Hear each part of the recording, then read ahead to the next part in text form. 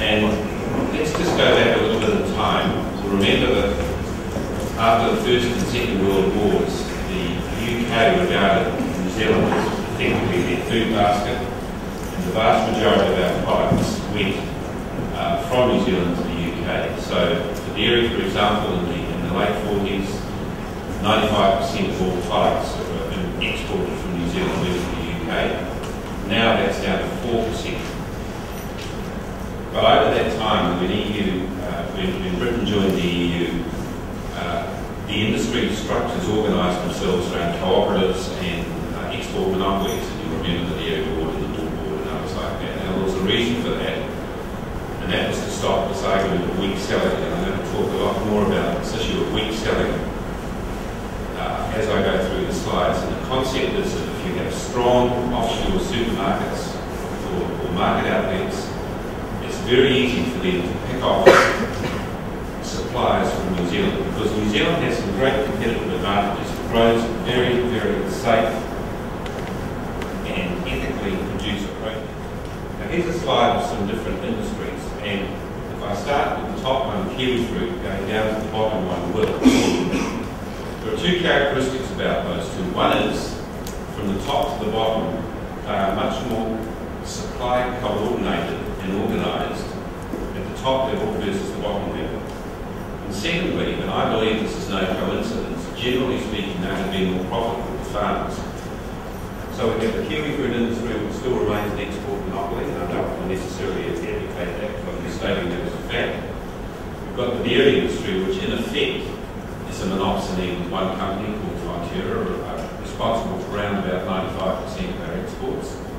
We then go down to the red meat industry, which is somewhat fragmented, then apples, and lastly our good old friend wool. And my point is that there is a relationship between disaggregate supply and disaggregation onshore and long-term, long-run profitability of an industry. Because at the end of the day, most of these products are commodities to a greater or lesser extent.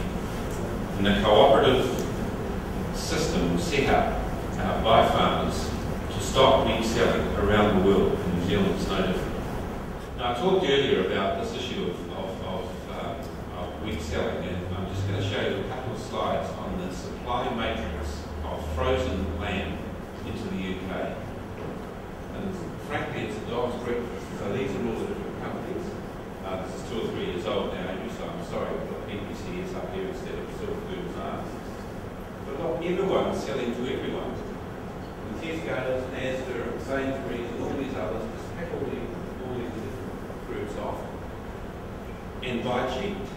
And you might say, well, that's frozen meat, so that's not really important. It's all about children. The children industry is no better. And that's the matrix that occur when you get this concept of weak selling. And if I illustrated the wool industry, it would be about 150 sellers from New Zealand up the top here, all selling into different forms of markets. If I put one of those in the dairy industry, it would look completely different. And I'll put you the main reason for that is the industry structure. The schematic, theoretical drawing, but on average, the value of a carcass of a piece of land to Tesco's in UK pounds is pretty static throughout the year. You might start with a negotiation at the beginning of the year and you might renegotiate that halfway through the year. But the price, generally speaking, this year's been an exception, I can see, is pretty flat in UK pounds. But when we get the signals from new people at the farm gate, this is the sort of thing that we have. There's no relationship to the in-market price. So we start at the beginning of the year, the processors want product, so they pay over the top. The second half of the year, they have to pull that money back to try and make a bit of a profit. So it tends to have this down on the slide on average. I know this year's a bit of a reception. The point I'm making is that the farm gate price is completely de-linked from the price the processors get in market in UK pounds.